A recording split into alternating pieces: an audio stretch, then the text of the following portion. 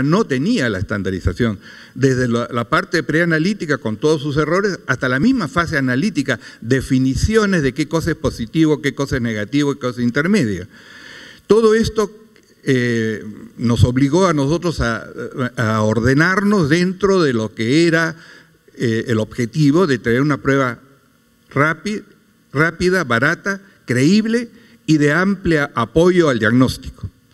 Para lo cual tuvimos que recurrir a las definiciones internacionales. Entonces, en este momento, en esta reunión, quisiera traer algunos puntos importantes. Primero, proporcionar una actualización del diagnóstico de las enfermedades del tracto urinario.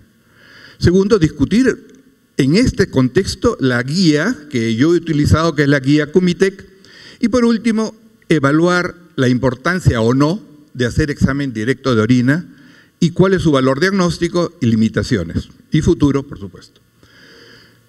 La guía que utilizamos nosotros fue la guía Cumitec, que seguro ustedes la conocen, es la guía de la publicación de la Asociación Americana de Microbiología, que se publica periódicamente y donde van poniéndose las nuevas versiones, los nuevos reglamentos que están saliendo al mercado, aprobadas por el CLSI y, por supuesto, por los estamentos internacionales que nosotros practicamos dentro de nuestra gestión de calidad.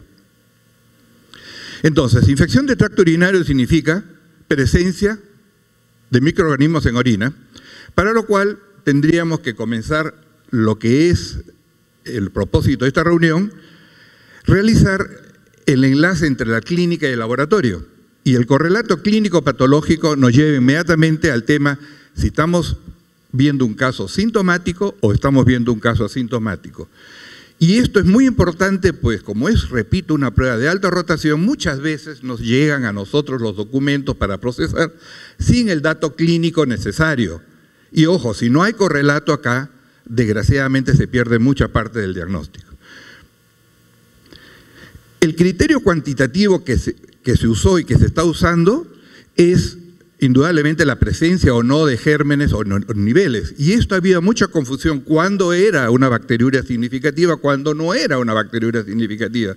Y en resumen se llega a estas conclusiones. Cuando hablamos de sintomáticos, la cantidad de gérmenes superior a 10 a la 3 unidades formadoras están relacionadas a ITU, igual en hombres y mujeres. Aunque hay algunos otros autores y algunas otras empresas reguladoras que nos hablan de cantidades de 1000, pero con sensibilidad de 80% y una especificidad de 90%. Sin embargo, STAM habla de mejor trabajar con 10 a la 2 porque aumentamos la sensibilidad, pero sacrificamos especificidad. En individuos cateterizados se observa el mismo criterio para definir bacteriuria. En pacientes asintomáticos levantamos la barrera 10 a la 5. Incluso el ISSA recomienda que este valor para declararlo negativo, o sea, por debajo de 10 a la 5, debe estar repetido 2 veces. Y por último, los aspirados, que se consideran todos positivos. Entonces, ¿qué es lo que tenemos? Si tenemos pacientes, hombres y mujeres, sintomáticos, en las cuales el examen directo generalmente es positivo, donde el cultivo nos está dando mayor de 10 a la 3, que invita a una identificación microbiológica y a su respectivo antibiograma, es el camino rutinario. ¿Qué pasa con los pacientes asintomáticos, los cateterizados que siguen más o menos el mismo modelo, los asintomáticos donde tenemos la mayor cantidad de problemas? El examen directo puede ser o no positivo. En la barrera anual de cultivo se subió a 10 a la 5 y la identificación y el antibiograma sí se hacen en los casos positivos. En los suprafúbicos todos son considerados positivos. Entonces, ¿cuáles son los problemas discutibles que ya comienzan a aparecer? Primero, tenemos el gran problema de la toma de muestra, ¿no? La colección y transporte de la muestra de orina. Luego viene el segundo tema, que es ¿se procesa o no se procesa el examen directo de orina? Tercero, el cultivo de la orina tiene que estandarizarse. ¿Qué medios estamos usando, qué medios de cultivo estamos utilizando, los tiempos, etcétera? La interpretación de estos resultados Bueno, aquí no es el momento de discutirlo, pero en otras oportunidades hemos discutido el tema de los gérmenes nuevos comunes en las infecciones urinarias y los emergentes que están apareciendo. En el tema de la toma de muestra es importante seguir una norma. Y ya el CLSI desde el año 2001 publicó esta norma y que mucha gente todavía no la está respetando.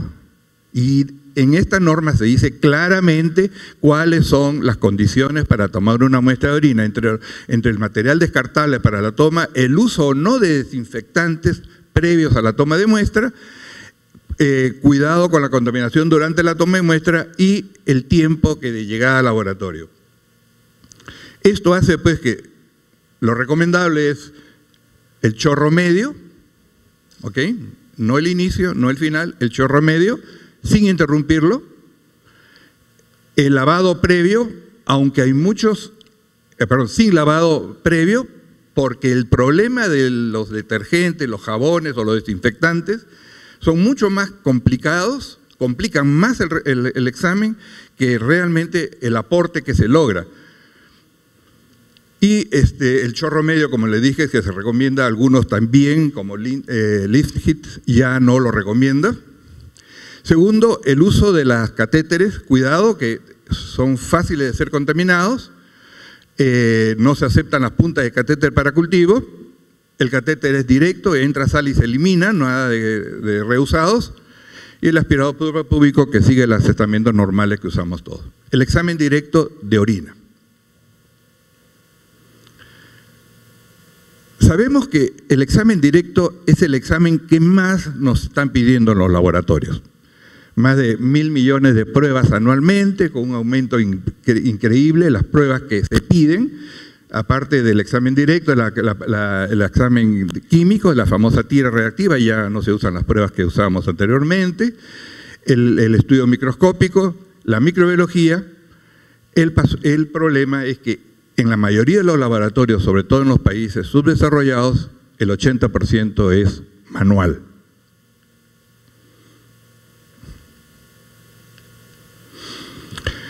Hay una guía del CLSI que también hablan sobre todo este tema y ya está estandarizado, que es la que también que se tomó precisamente de la guía Cumitec. ¿Cómo analizamos una muestra de orina rutinariamente? Los datos físicos, que es subjetivo, el examen químico, la tira reactiva, bien estandarizada, hecha en buenas condiciones, como es una prueba que todos los laboratorios los tienen. Bueno, en mi país incluso vimos que la tira reactiva la cortan por la mitad y sé que alguna la corta hasta en 3, ya hacen una jamonada de la tira reactiva para ahorrar. Bueno, eso no se hace. El estudio del sedimento urinario, que es un examen microscópico de campos altos y bajos, donde se ven los elementos formes de la orina, que también es subjetivo. Y finalmente, la bacteriología del urocultivo es confirmatorio. El proceso descrito clásicamente y que, como repito, se usa todavía rutinariamente, es el descrito por Addis, desde la toma de muestra. Se toma una fracción de la orina, se centrifuga a una segunda fracción de la orina, se decanta la orina y este sedimento se examina. Todo este procedimiento pues tiene una serie de elementos, como desde la toma, de identificación de la muestra pasar a un tubo, verificación de los volúmenes, etcétera, etcétera, para llegar a la centrifugación, la sedimentación, eliminar el sedimento, colorear en coloración supraorbital y leer en alto y bajo. Todo este proceso, que es el rutinario, tiene una serie de puntos críticos. Y estos puntos críticos comienzan a crear errores. ¿De acuerdo?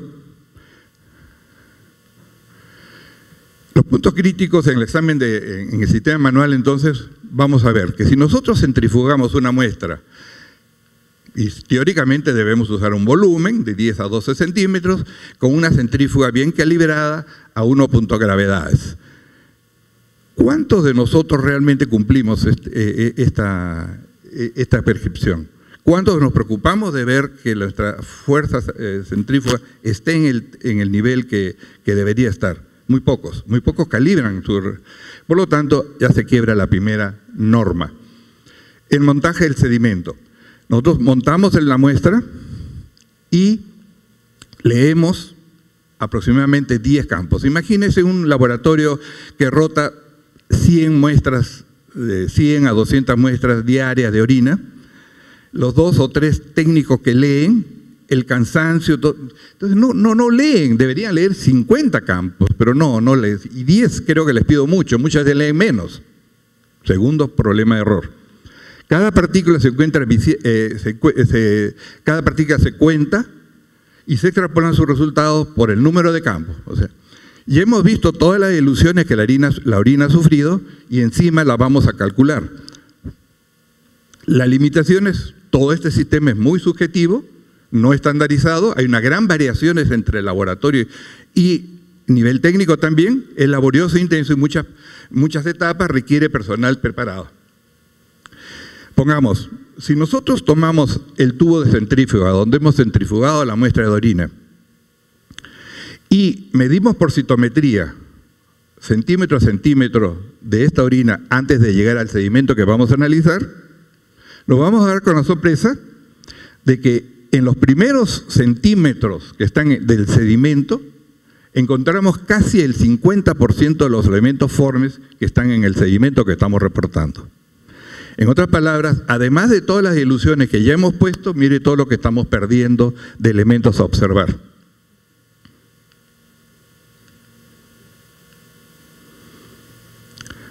Por lo tanto, la pérdida que nosotros realmente es 45% de elementos que estamos perdiendo y los elementos que estamos midiendo realmente en ese sedimento más o menos son estas cifras, donde lo que más se pierde son bacterias.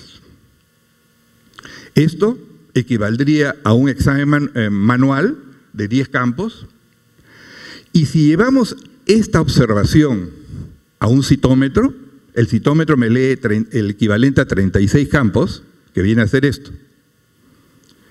Veámoslo gráficamente. Esto es un campo. Estos serían los 10 campos que observa el sistema manual y estos serían los 36 campos que lo lee el citómetro.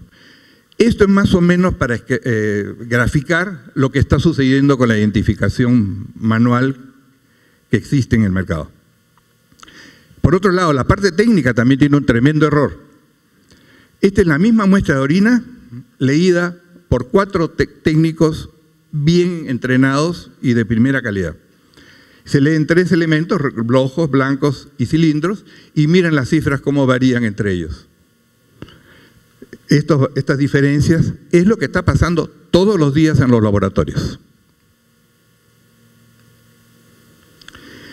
Entonces, la limitación del examen directo de orina tiene un error preanalítico, tiene un error analítico, muchos pasos manuales, bueno, pueden haber incluso por el volumen errores transcripcionales, y es costoso.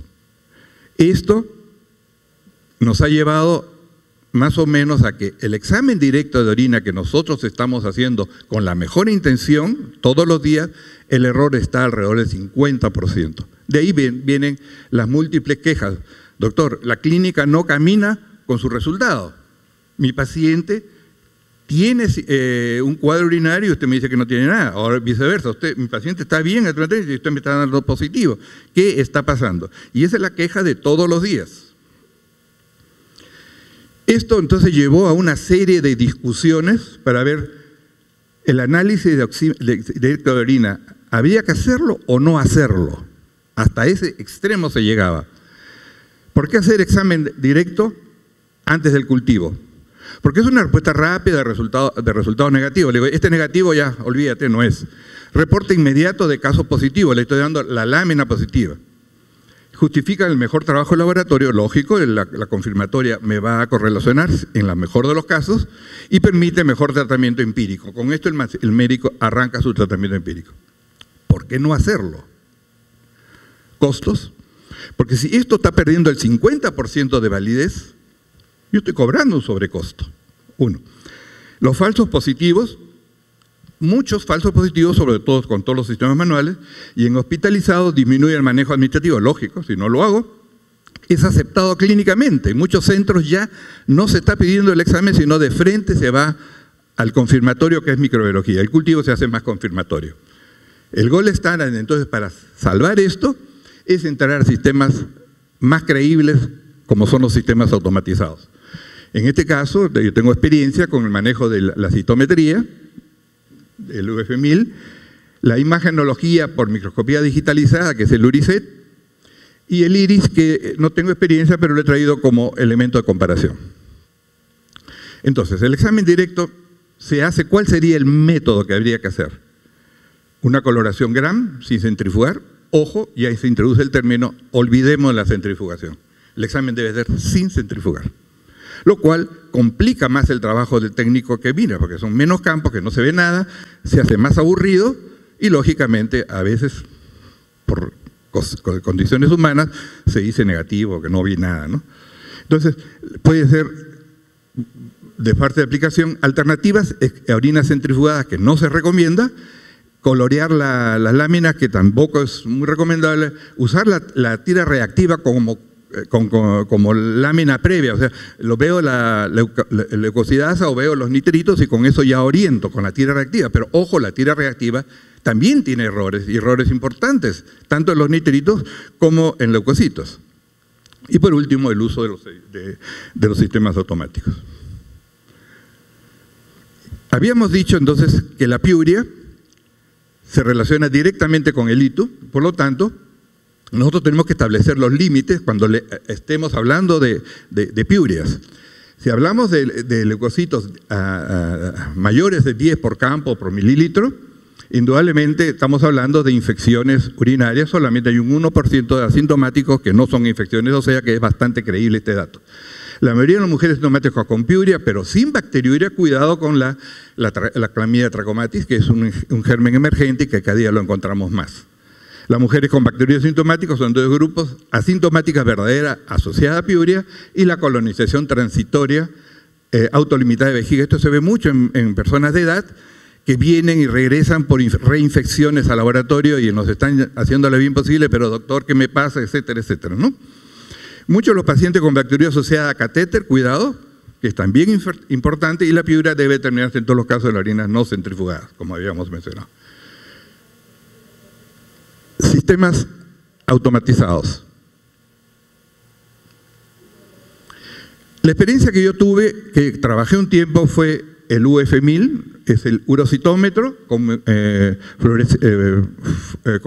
fluorocitometría, que usa tecnología láser con un colorante fluorescente específico que va directamente teñido los ácidos nucleicos nucleares, tanto de bacteria como de las células, y el resultado es rápido. El CISMEC Analyzer distribuido por Roche Diagnosis en el Perú. El sistema ahora se toma la muestra, se vacía una fracción de la orina, se pone en el citómetro, aquí se automatiza la tira en el lector de tiras para hacerlo más rápido. Esta es simplemente la tira reactiva pero automatizada, que eso creo que todos ustedes ya la tienen.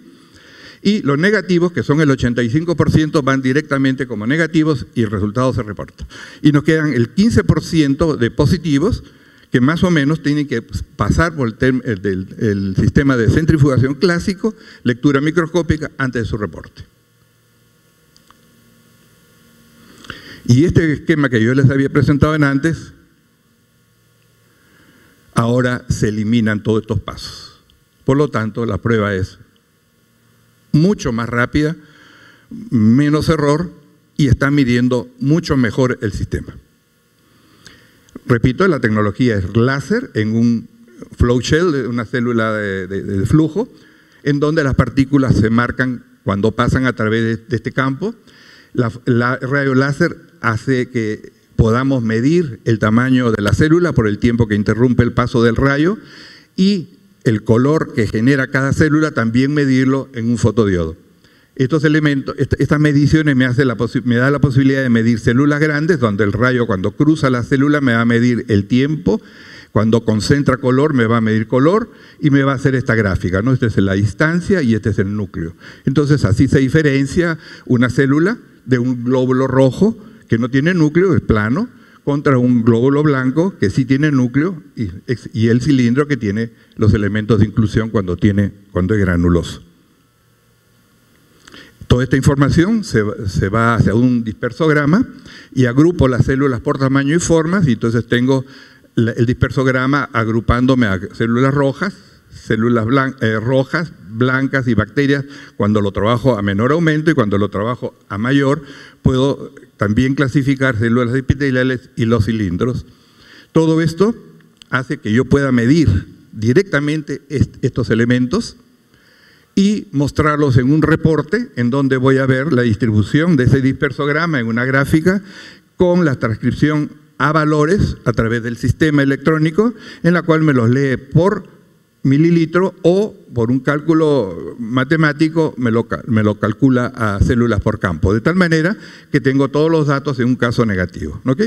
Además, las células, sobre todo los rojos y los blancos, puedo medir la cantidad de concentración de células y cómo están distribuidas. En este caso, como no hay ni rojos ni blancos, no las voy a poder ver bien. Sin embargo, cuando tengo una muestra patológica, voy a ver dos subpoblaciones leucocitarias que las voy a ver acá. Entonces aquí pues tengo una infección, probablemente neutrófilos, y aquí hay monocitos por los diferentes núcleos que tienen estas células. Y la hematuria, que es esta banda roja, perdón.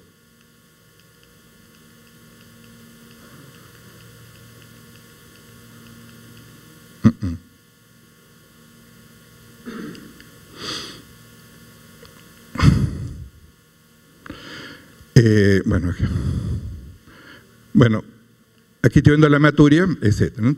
Y tengo los valores y las alarmas que me están dando para ver. Entonces aquí puedo medir rojos, blancos, células epiteliales, cilindros, bacterias. Me está leyendo si hay patológicos, cilindros patológicos, si hubiesen células redondas, si hubiese levaduras, que aquí no hay, cristales y espermatozoides. Esto me lo traduce a un valor y me lo grafica. Todo esto lo hace por un sistema electrónico bastante interesante. Aquí vemos otro caso, donde vemos la medición, mire esa piuria intensa. Aquí no hay hematuria, por lo tanto tampoco se ven acá. Se ven todos los valores alterados y el reporte que yo voy a ver. Ventajas del citómetro: alta sensibilidad y especificidad, 95% en normales, permite validar el 85% directamente, me reduzco tremendamente labor manual de laboratorio, poco volumen para el trabajar, el instrumento no se cansa, no se fatiga, o sea, pues trabaja día y noche, ahorra tiempo, detecciones de muestras anormales por medio de rangos preestablecidos, y le ponemos las alarmas y podemos leerlo, para hacerlo más sencillo, a través de histogramas o dispersogramas. O sea, tengo todas las herramientas para mostrar mejor qué pasa cuando las desventajas. La identificación es calculada, el uso de reactivos es caro, porque usa reactivos caros, y el mantenimiento es costoso. Esto nos obligó a salir de este equipo y pasar a ver la tecnología IRIS, que es una tecnología de digitalización de imágenes en un citómetro. Pasan las células y se comparan por imagenología en una base de datos los elementos y se calculan por cómputo. Esto contra una base de datos que tiene sus serias limitaciones. Vamos a ir a la experiencia que tengo ahora yo. Estoy trabajando con la microscopía automatizada, que es el sistema Uriset. Este sistema consta de un sistema de lectura de sedimento urinario, un sistema de lectura de la tira reactiva y las imágenes que graba el aparato. Este es el sistema, el analizador químico y el analizador del sedimento urinario. Entonces, le llamamos sedimento, pero no es sedimento realmente. ¿Por qué? La máquina recibe la orina con una pipeta, toma 200 microlitros de orina y las deposita en estas laminillas descartables, que es el único costo que tiene la máquina, de tal manera que me pone un volumen medido, lo centrifuga en una centrífuga muy simple interna para crear un solo campo de visión y luego le toma entre 15 y 22 fotos a estos campos. Y por imagenología me calcula las células y me calcula todos estos elementos que estamos mostrando. Y es así como los campos que lee la máquina. Aquí vemos cristales, ¿no? Hay bacterias y la cantidad. Esta imagen está guardada en la memoria de la máquina. Aquí vemos una hematuria intensa, leída por la máquina. Aquí vemos una piuria, los leucocitos. Y tengo la ventaja yo, como en algunos casos, de corregir lo que he visto. La máquina no me leyó o me leyó mal, y yo voy y leo eso y lo corrijo. La máquina lo toma y me toma la opción de ella recalibrar su forma de leer. ¿Ve? Entonces, aquí tengo los elementos y esos son los campos que yo puedo revisar cuando no estoy conforme con el diagnóstico. Finalmente, lo que hicimos una comparación entre el sistema manual y este sistema automático. Y vimos que, pongamos, las lecturas de bajas, de normales de 0 a 5 por campo, más o menos coincidían. Pero apenas llegábamos a niveles críticos ya de 10 a 30 glóbulos rojos por campo, veíamos que el sistema manual erraba versus el sistema. Esto es automático, lo que la máquina leía, esto era cuando yo releía y ajustaba los valores de lo que la máquina había leído, pero que había leído con alguna deficiencia. Lo vimos en los glóbulos blancos también, que hubo también este error, y lo vimos en células epiteliales, que sí ahí no leía nada bien el sistema manual, ¿no? que usamos. Esto también lo llevamos a otro día, otro día trabajamos 112 muestras y vimos más o menos que repetía los mismos errores entre el manual y lo que leía la máquina, tanto automáticamente como editado. Cuando yo corregía, que fueron muy pocas las correcciones en este día, la cosa fue menor. También hubo quizás más experiencias o mejor, corregimos mejor la muestra. Y por último, el tercer día pasó lo mismo. Por lo tanto, nos dio confianza a la máquina para trabajar. Por lo tanto, el Abumat, mire, carga por un lado las tiras. Bueno, este es el proceso de tira reactiva automatizada y las ventajas del Uricet. El Uricet me lee orina directo sin centrifugar. Guarda memoria y puede ser corregida. No usa mayores insumos. Solamente usa agua destilada y el mantenimiento es simple, ¿no? Estos son algunos trabajos que me presenta sobre las experiencias y vemos que la especificidad, pongamos, y la sensibilidad estuvieron muy bien en estas máquinas. ¿Okay? El tema es que llegamos a probar esta máquina, cumplía las exigencias que nosotros teníamos. Nosotros más o menos corremos un promedio de 700 orinas diarias, nos ayudaba tremendamente a solucionar nuestro problema rutinario. El otro problema que inmediatamente, y seguro todos ustedes están preguntando, los costos.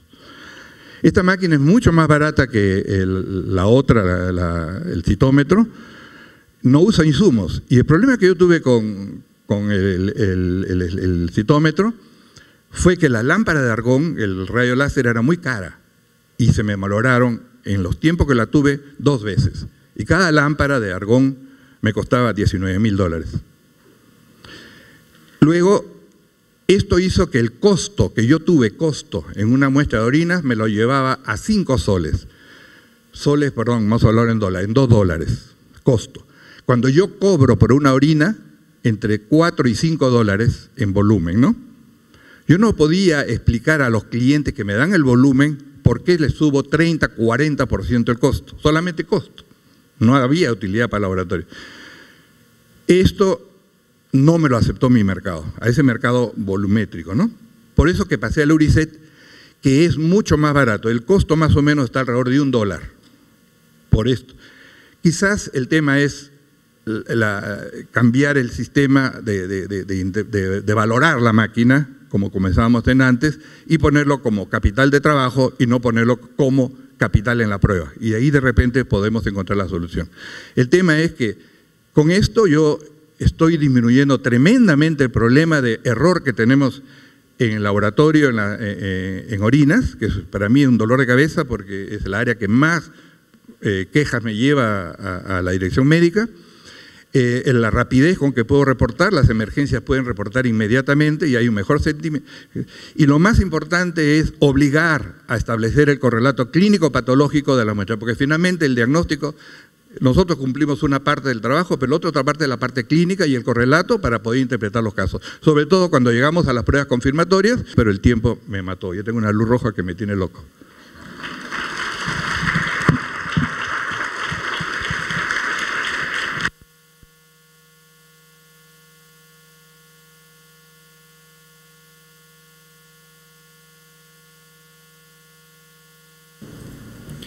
Muchas gracias, doctor.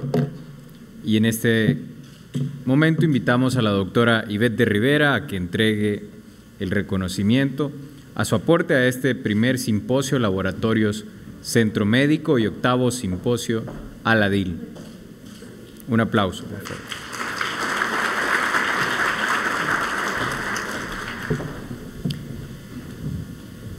Invitamos ahora a la doctora Clara Lau, mexicana de nacimiento, título de químico clínico biólogo, Facultad de Medicina, Universidad Autónoma de Nuevo León, directora del Laboratorio Biomédica de Referencia, empresa certificada con norma ISO 9001 y acreditada bajo la norma ISO 15189.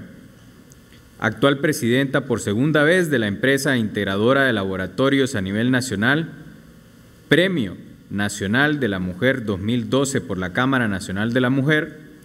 Ella departirá con ustedes el tema Planificación Estratégica, una necesidad de laboratorio. Un aplauso, por favor, para la única mujer en este momento representante de las conferencias.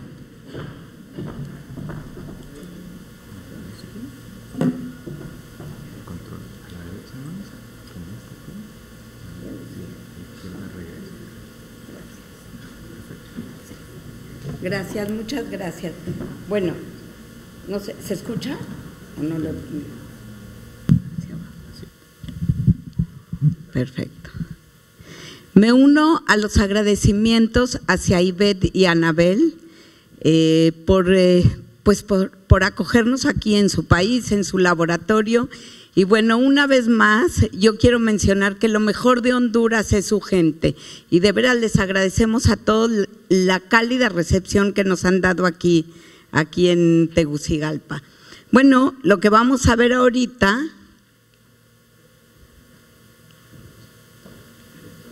¿hacia dónde hay que? Se congeló. Ven que se congeló, hace mucho frío, yo les dije, aquí hasta el aparato este se congeló.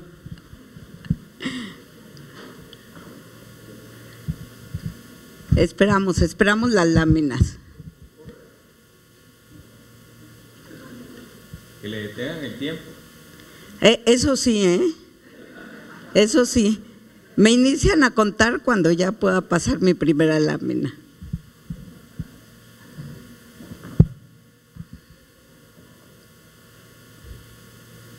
En breve se retomará ya la conferencia.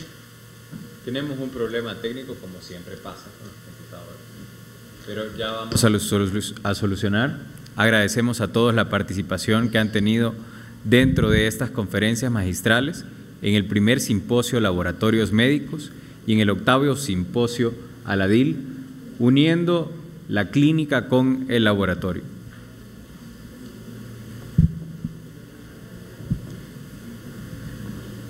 Nos están dando un tiempo para estirarnos, estiren los pies, se despiertan.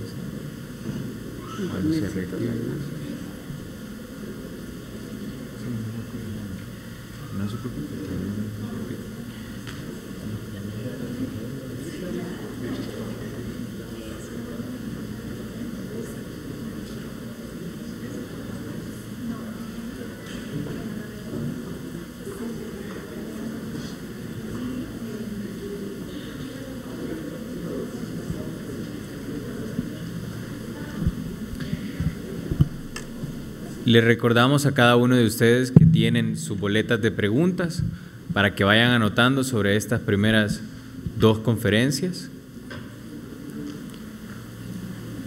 y que asimismo con la ayuda de nuestros edecanes podamos tener previamente las preguntas para poder hacerlas en el último bloque de estas conferencias.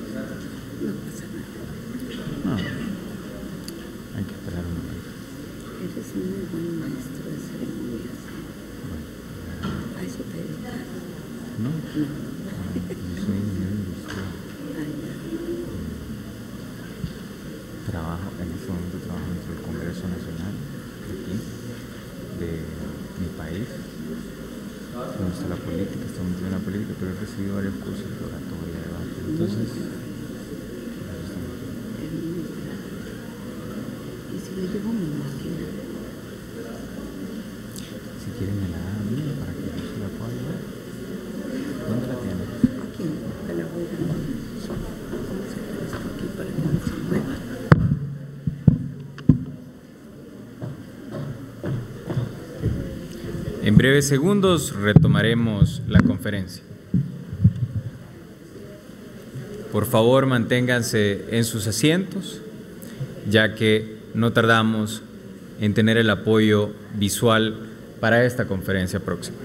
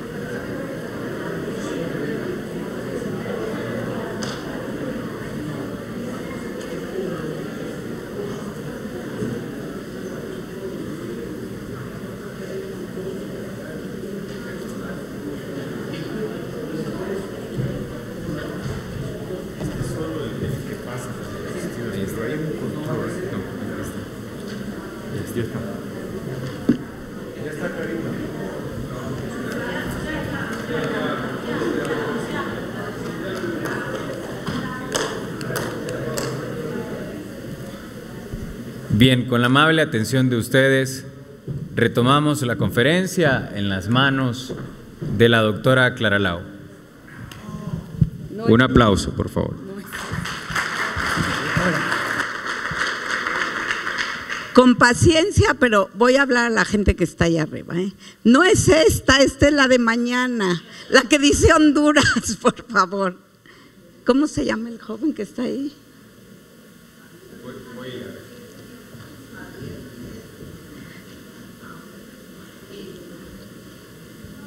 La que en la mañana programaron, qué pena. Luego, ¿siempre qué?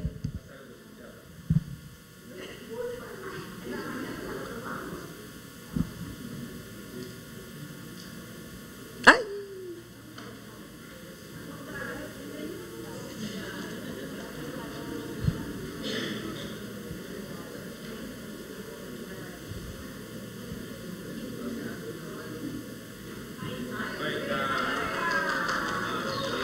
Bravo, ya. Ahora sí que corra el tiempo. Ay, no. Bueno, lo que a mí me toca hoy compartir con ustedes es lo que llamamos nosotros la parte blanda de las empresas, la parte blanda de la organización. Ya escuchamos muchísimos temas visionarios de cuestión científica, academia, y ahorita vamos a ver qué es lo que tenemos que hacer en las organizaciones para tener éxito. Yo siempre digo y platico que soy microbióloga, igual que todos los que están aquí presentes o que muchos de ustedes, ¿sí? Estoy formada en la parte científica, sin embargo, eso no garantiza que un paciente entre al laboratorio. O sea, que yo le dé un resultado confiable no garantiza que yo voy a tener éxito en mi organización. Necesitamos, cosa que no nos enseñan en la escuela, por lo menos en México, no sé aquí, necesitamos aprender otro tipo de habilidades gerenciales para que nosotros tengamos resultados en nuestras organizaciones. Y de eso es lo que yo les vengo a platicar hoy, de la parte científica, de habilidades gerenciales, la planeación estratégica. ¿Quién de ustedes ha escuchado que las organizaciones hacen planeación estratégica? ¿Ya habían escuchado? ¿Que los laboratorios hacen planeación estratégica? ¿Habían escuchado alguna vez? No los veo muy convencidos, pero yo les cuento que hay laboratorios que hacen planeación estratégica y los que no la hacen la deberían de hacer, ¿ok? De hecho, se acostumbra que se vayan, que se hagan retiros de 1 o 2 días, los directivos, la alta dirección se van a que no los molesten, ¿sí? A pensar y hacer la planeación y a replantearse lo que es la filosofía de la organización. Sin embargo, cuando termina el ciclo y otra vez vuelven a haber resultados y se preparan para hacer la siguiente planeación, se dan cuenta que las metas y los objetivos son muy similares a los que se plantearon el año anterior o el ciclo anterior, y son muy similares porque finalmente no se concretan y no se llevan a cabo lo que resultó de la planeación estratégica. Y les traigo un dato: tristemente, menos del 10% de los planes estratégicos en una organización tienen éxito. ¿Cuál es la razón, o más bien, cuáles son las barreras por las cuales no se ejecutan las estrategias? Tenemos que solo el 5% del personal entiende la estrategia. Del personal quiere decir ya cuando se difunde, ¿sí?, la estrategia. La otra, solo el 25% de los gerentes tienen iniciativas ligadas a las estrategias. El 85% del equipo gerencial invierte menos de 1 hora al mes en la estrategia. El 60% de las organizaciones no ligan su presupuesto a la estrategia. Y lo más grave de todo, y lo que parecería más sencillo, pero que muchas veces los directivos ni siquiera comunican la estrategia a la gente que opera, ¿sí? Entonces, les vengo yo a compartir, si me permiten, la experiencia nuestra en cuanto a planeación estratégica, y cuando digo nuestra es un laboratorio de análisis clínicos en donde muchos de ustedes trabajan, algo similar. Nosotros, hasta que no entendimos bien el ejercicio de planeación a profundidad desde su base, lo hemos podido utilizar al 100%. Como les decía, nosotros somos químicos, técnicos, microbiólogos que tuvimos que aprender diferentes tipos de habilidades gerenciales. Y bueno, tuvimos que aprender desde el inicio qué es una estrategia. La estrategia es el conjunto de acciones que se llevan a cabo para lograr un determinado fin. La palabra estrategia viene del griego y significa literalmente guía de ejércitos, stratos ejércitos, again, conductor o guía. No sé si ustedes han escuchado alguna vez a Michael Porter. Michael Porter es el gurú de la Administración de Negocios, de la Mercadotecnia, maestro de Harvard, y lo que dice Michael Porter es que la estrategia competitiva consiste en desarrollar una amplia fórmula de cómo la organización va a competir, independientemente si ustedes están en laboratorios públicos o laboratorios privados, y cuáles deben ser sus objetivos y cuáles son las políticas necesarias para alcanzar tales objetivos. Bueno, si ya entendemos qué es la estrategia, la planeación estratégica es la forma en que vamos a llegar a cumplir esos objetivos. Es un arte la planeación estratégica, el arte de formular, implantar, evaluar decisiones interfuncionales que permitan a la organización llevar a cabo sus objetivos estratégicos a corto, mediano y largo plazo. Y por supuesto que lo primero que nos cuestionamos, ¿sí?, cuando queremos llegar a esos objetivos estratégicos es qué debemos lograr, como dije, en el corto, mediano y largo plazo, para que nuestra organización tenga una acción coherente con su misión. Lo primero que tenemos que hacer antes de hacer una planeación estratégica es conocer perfectamente en la organización cuál es la misión y cuál es la visión de esa organización para que nosotros podamos planear hacia dónde queremos llegar en nuestra organización. La misión y la visión son la filosofía de la organización, es el DNA de la organización, es lo primero que tenemos que tener en nuestras organizaciones. Bueno, la planeación estratégica debe ser cíclica. ¿Qué quiero decir con esto?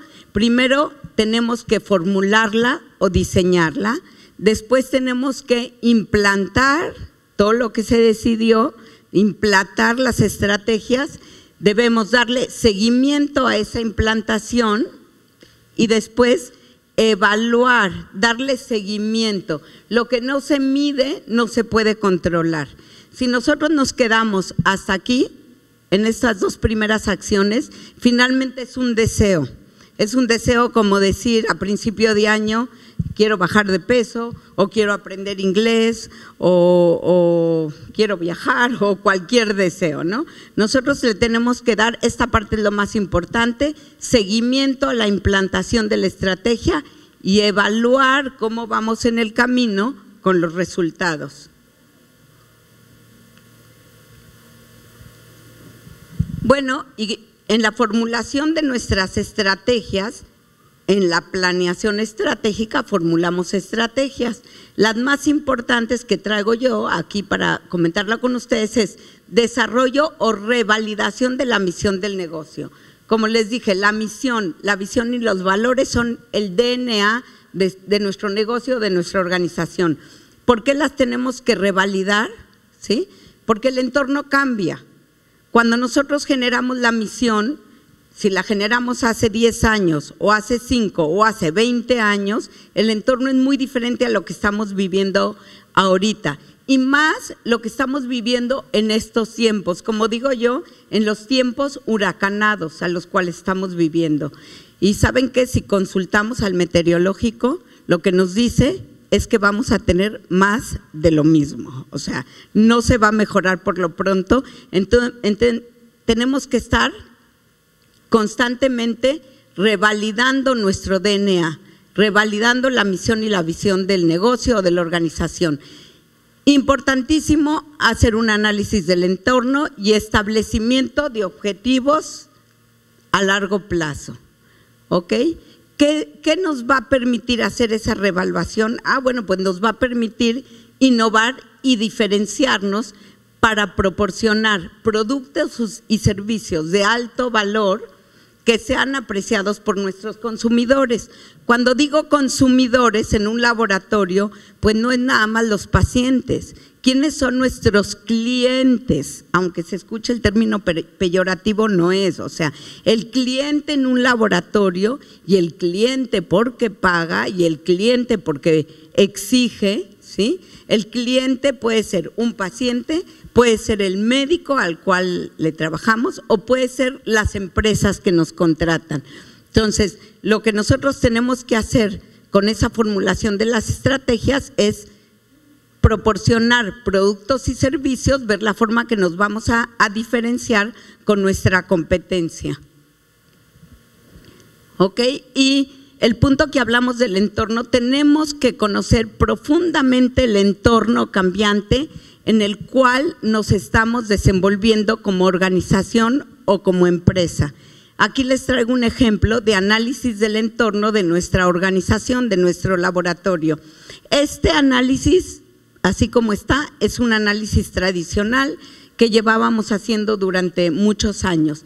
¿Qué quiero decir? Bueno, analizábamos antes de la planeación factores económicos que nos pudieran pegar en nuestra organización, como nuevos inversionistas, estrategias de otros laboratorios grandes comprando laboratorios pequeños, devaluación del peso, porque la devaluación es importante para nosotros, porque todos los reactivos que utilizamos son reactivos importados, sociales, análisis sociales, que el mercado infantil era un mercado virgen, una apertura ideológica al tratamiento de la infertilidad, obviamente promedio de vida en ascenso, cultura de responsabilidad social, cultura de calidad, tecnologías, pruebas que mandamos al extranjero, introducción de nuevas tecnologías como las que vimos hoy durante la mañana, tecnologías en comodato, qué es lo que íbamos a adquirir y demás, si vamos a meter biología molecular como lo hicimos en su momento,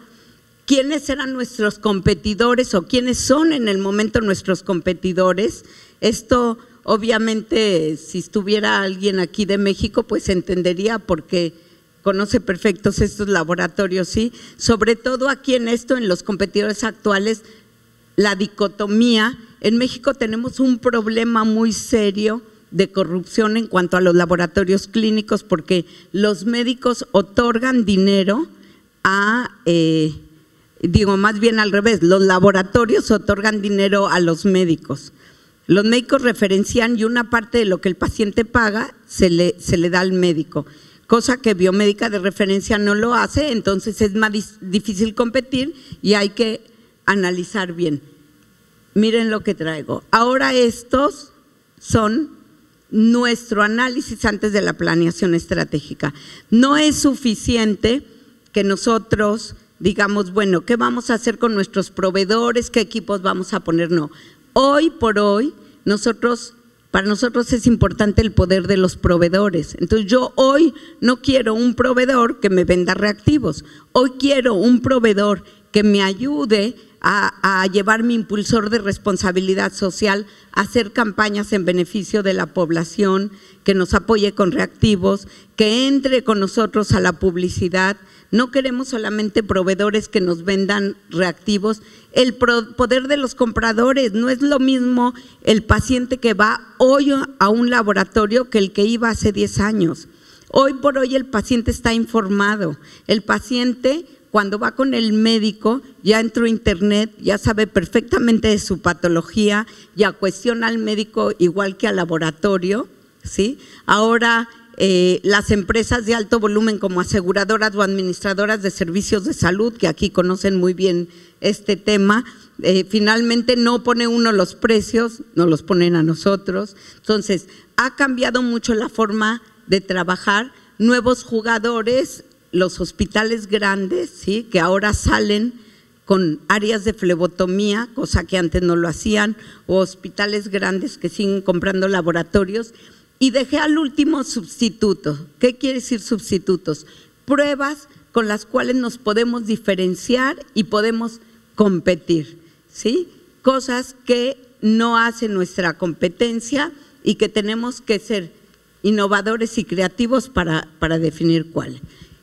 A esto me refiero, definir iniciativas innovadoras capaces de responder satisfactoriamente a las dinámicas del entorno, al entorno que se mueve.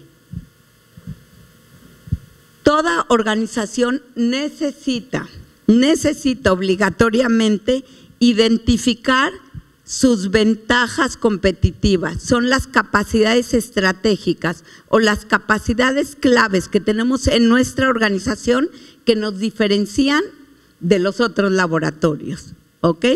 ¿Qué son esas capacidades claves? Las habilidades, las competencias, los recursos, que con esta podemos generar una propuesta única a nuestros pacientes y a los médicos. Estas capacidades que difícilmente nos pueden imitar. Y les traigo que claro que aquí nadie va a ser mi competencia, esas son cosas que no se platican, pero no creo que haya aquí nadie que se venga a México, y sí, los invito a que trabajen con nosotros. Estas son nuestros diferenciadores, nuestras capacidades claves en biomédica. Tecnología robusta y flexible nos permite ofrecer pruebas innovadoras, diagnósticos oportunos, ampliar nuestra gama de servicios, el menú de servicios. Seguridad y transparencia en la gestión. Eso da seguridad a los colaboradores. Abiertamente se pueden ver los números en la organización. Eso hace que se robustezca nuestra cultura. Alianzas y relaciones estratégicas. Nadie podemos hacer todo. Si queremos dar un servicio amplio, tenemos que aliarnos con los mejores en imagenología, con los mejores que hacen investigación en alguna parte. Hoy por hoy el mundo es como un pañuelo. Si el mejor está en Baylor University que hace una prueba genética, hay que aliarnos con ellos para poder mandar a hacer la prueba. Y así diferentes servicios, eso nos caracteriza. Personal competente y comprometido, eso nos permite poner el talento, nuestro conocimiento al servicio de los médicos, los pacientes y de las empresas a los cuales les trabajamos. Y una de las más importantes, capacidad de innovación. Nosotros somos distinguidos en México porque somos un laboratorio innovador y siempre estamos buscando esos nuevos espacios de mercado. Todas las fotos que he estado pasando son fotos de laboratorio. Intencionalmente está hecha la presentación porque les quise traer un cachito de biomédica de referencia. Todo lo que ustedes vean es biomédica de referencia. Esta es un proyecto que ya tenemos con él aproximadamente 4 años, en donde identificamos que la población infantil en nuestro país, por lo menos en nuestro segmento que trabajamos, no es tratada especialmente, ¿sí? Es un paciente más, igual que cualquier paciente adulto. Entonces tenemos un proyecto muy bonito que se llama BioKids. Capacitamos a nuestras flebotomistas con psicólogos para atender a los niños, educamos a los papás, les ayudamos, ¿sí? Y generamos y desarrollamos un centro de toma para niños, centro de toma de muestra para niños, que es este, ¿sí? Que ven aquí. Y si ven, esta niña es Miss Biomédica. Ese año, cada año elegimos a otra de nuestros pacientitos para nombrarla Miss Biomédica. Bueno, pero todo esto, y hablando de planeación y todo lo que tenemos que hacer, el análisis necesita tener, a final de cuentas, un control. Tenemos que controlar esa gestión estratégica. Y bueno, ¿cómo lo hacemos? Incorporando indicadores de medición derivados del desempeño, pero del desempeño general de la organización.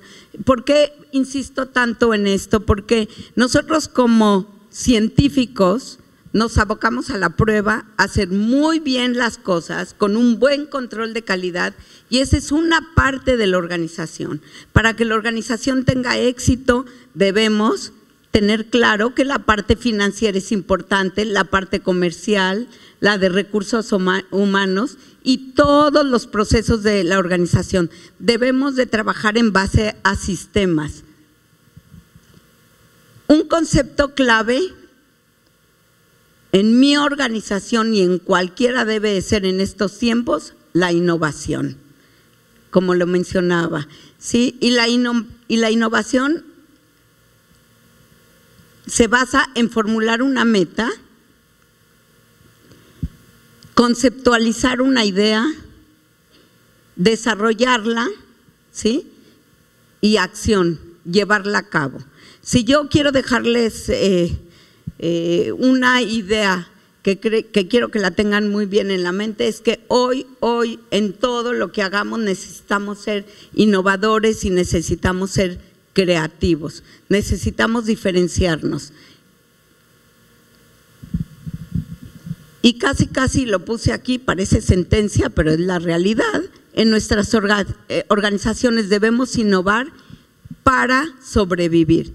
Y si este punto es tan claro, porque es muy claro para muchos de nosotros y debe ser para ustedes también, ¿por qué las organizaciones no innovan? Porque tenemos muchas organizaciones que desaparecen del mercado y no hacen innovación. Bueno, creo que el ejemplo de Kodak es un ejemplo muy claro, ¿sí?, de una organización de 100 años que se resistió al cambio y que tristemente innovó y no supo mostrar lo que innovó, porque quiero que sepan que Kodak fue en 1975 el que diseñó las cámaras digitales. Las diseñó y su innovación la guardó en un cajón y hubo quien se aprovechara y la sacara a la luz, ¿sí? Y hoy Kodak no está con nosotros. Son empresas que desaparecen por resistencia al cambio, por falta de tener el criterio de innovación. Yo les traje un video donde dice por qué la gente o por qué las organizaciones no incursionan en la innovación y qué se puede hacer para que sí lo hagamos. Es un video muy breve. Si entro. El volumen, por favor. Ideas en acción. El problema consiste en unir todos los puntos usando 4 líneas rectas sin levantar la pluma del papel y sin trazar 2 veces la misma línea. Al tratar de resolver este problema, la mayoría de las personas tratan de mantenerse dentro de lo que parece ser un cuadrado, pero ese cuadrado no existe. Nosotros lo creamos.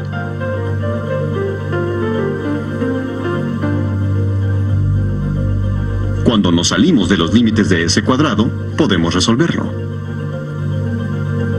Y se puede resolver con 3 líneas, o con una sola. Así. Así.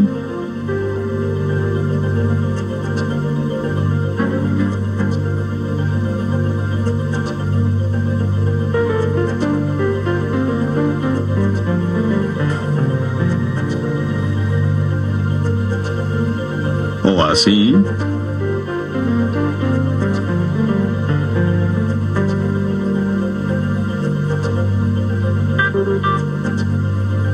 Y hasta de esta forma.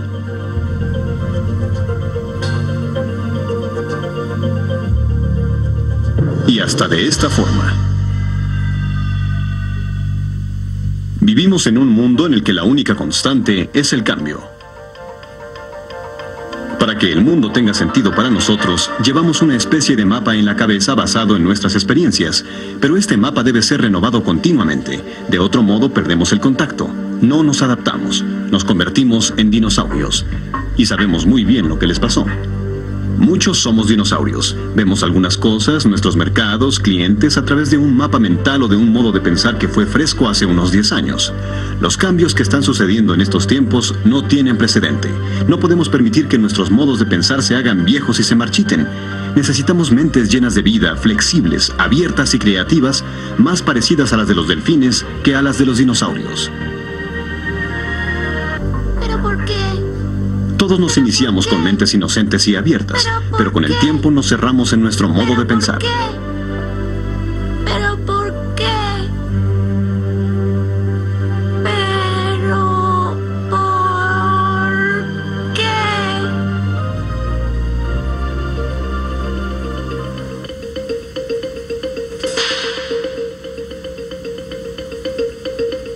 ¿Qué es lo que usted ve aquí? Tal vez trate de relacionarlo con algo que está en su mapa histórico o trate de definirlo de algún modo. ¿Es una mancha de tinta? ¿Leche derramada? ¿Un rostro? ¿Un acercamiento fotográfico? Si usted no puede ver algo que realmente tenga sentido, felicidades. Usted lo está viendo con ojos inocentes. Pero en muy poco tiempo se cerrará y quedará fijo y entrampado como un dinosaurio. Muy bien. Ahora trate de dejar de ver lo que vio. Vamos, vuélvalo a intentar. Observe cómo hemos quedado entrampados al exponernos a un patrón por unos cuantos segundos. Piense en lo difícil que será modificar nuestros patrones establecidos y nuestro modo de pensar si hemos estado dentro de una organización por meses o por años. Nuestro mapa mental, útil sin duda en muchas situaciones, también nos puede desviar, como cuando modificamos la realidad para que se ajuste a nuestro modo de pensar y no al contrario. Por ejemplo, ¿cuántas letras F puede ver aquí?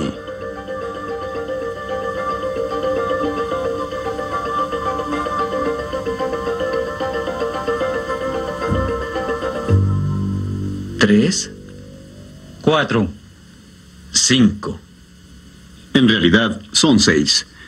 Muchas personas no las ven porque están acostumbradas a ver solo lo que desean ver, lo prominente, lo que llama su atención en el primer intento.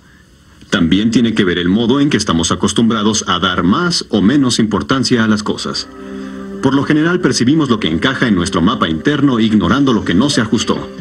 ¿Cómo nos podemos mover más allá de estos patrones?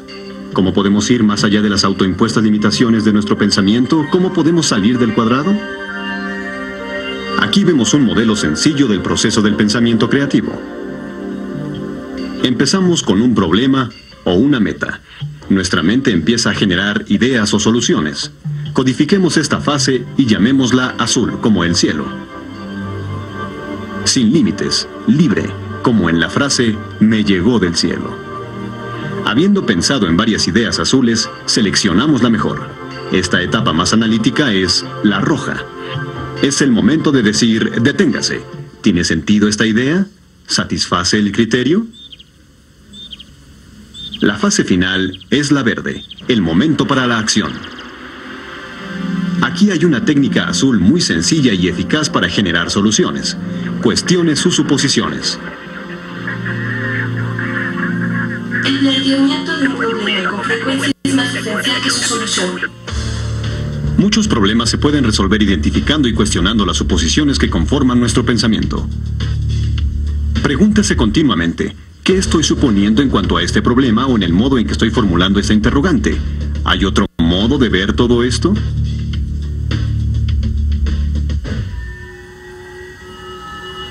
Este es un ejemplo de la vida real. El problema, el rescate de barcos. ¿Cómo sacar del fondo del mar los barcos hundidos? Carl Kryer, un empresario danés, encontró una solución innovadora al replantear el problema. No se trataba necesariamente de cómo levantar barcos hundidos, sino de cómo hacerlos regresar a la superficie. Él se dio cuenta de que si llenaba el barco hundido con esferas de poliestireno, lo podría hacer flotar nuevamente. Otra forma de cuestionar nuestras suposiciones es volver a pensar en la escala que tienen nuestras metas. Si el objetivo es, digamos, mejorar la producción en un 5%, lo más probable es que las ideas que se propongan obtengan una mejoría del 3 al 4% únicamente. Pero si el objetivo inicial es el de mejorar los resultados en un 100%, será muy posible que se le ocurra una idea que los mejore en un 20%. Pregúntese, ¿no estaré apuntando muy bajo? Si le tira a las estrellas, puede ser que le dé a la luna. Al estar todavía en la fase azul durante el desarrollo de la idea, pregúntese, ¿qué tiene de bueno? Al preguntarse qué tiene de bueno en relación con las ideas nuevas, usted propicia una actitud mental creativa y positiva hacia sus ideas y las de los otros, y desalienta una actitud destructiva como las de los dinosaurios. El modo de pensar crítico destructivo se expresa a través de dos palabras cortas que son mortales por necesidad, y son, sí, pero...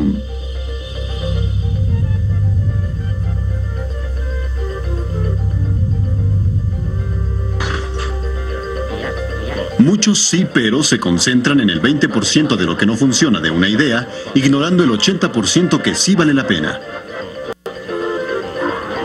El sí pero tiende a tirar el agua de la bañera junto con el bebé. A dos grandes corporaciones les gustaría olvidar que dijeron sí pero y rechazaron el prototipo de la máquina copiadora. Su veredicto fue, sí, es interesante, pero no le podemos ver ninguna aplicación comercial. El sí pero puede resultar muy caro.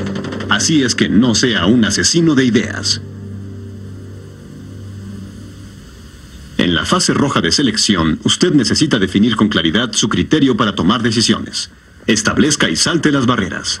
Si su idea se cae frente a las barreras, descubra por qué y vuelva a la etapa azul. De ese modo usted podrá proponer una solución creativa para la debilidad que identificó, reforzar la idea y pasar a otra cosa. Ahora veamos la etapa verde de la acción, que es muy importante. Las buenas ideas no son buenas por sí mismas. Al final, lo que verdaderamente cuenta es convertir las ideas en acción.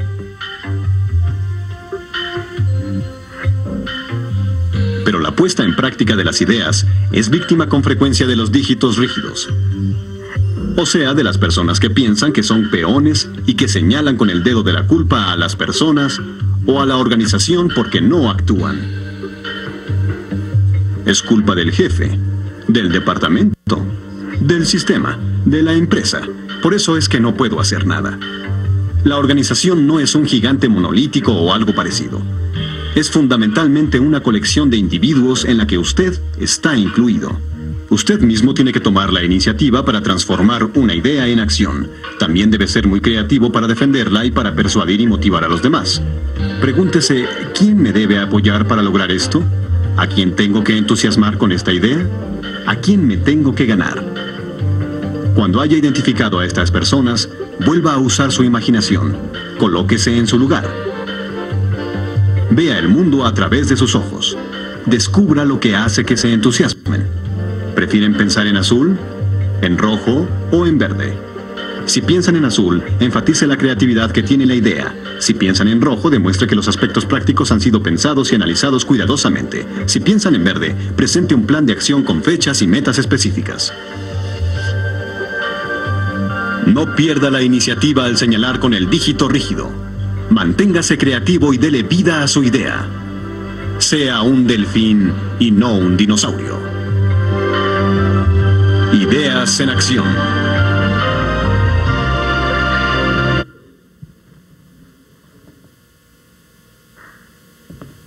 Bueno, yo quiero terminar diciéndoles que la planeación estratégica tiene muchos beneficios para la organización. Primero, mayor entendimiento de las amenazas externas, porque hacemos un buen análisis de nuestro entorno, incrementa la productividad de los empleados, se asignan efectivamente los recursos, o sea, se hace un presupuesto, se integran los individuos en un esfuerzo común, vemos que es una organización que trabaja en equipo, sistematiza la administración y, por último y más importante, promueve la innovación. La planeación estratégica no se puede cumplir por decreto, no se le puede decir a los colaboradores, bueno, ahora estas son las estrategias de la planeación y tenemos que cumplir. Se requiere una cultura fuerte. ¿Qué quiere decir? Una cultura en donde se trabaje en un marco de valores, en donde se alineen los objetivos de los colaboradores con los objetivos de la organización, en donde la misión, la visión y los valores sean verdaderamente el DNA de nuestra organización y los tengamos presentes. Y si se convencieron con el video, por supuesto que yo los invito en sus organizaciones a ser un delfín y no un dinosaurio. O sea, a que se sumerjan, así como los delfines, en el océano que vimos, pero en el océano de oportunidades que hay en cada una de nuestras organizaciones, que seamos creativos, que seamos innovadores, que rompamos esquemas, que no seamos asesinos de las ideas y que hagamos crecer con nuestro granito de arena a nuestra organización. Muchas gracias.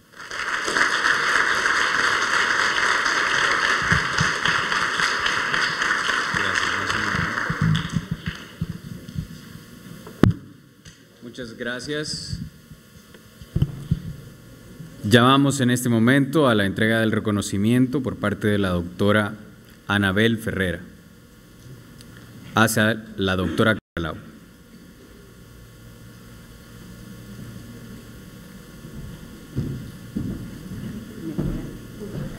Un fuerte aplauso.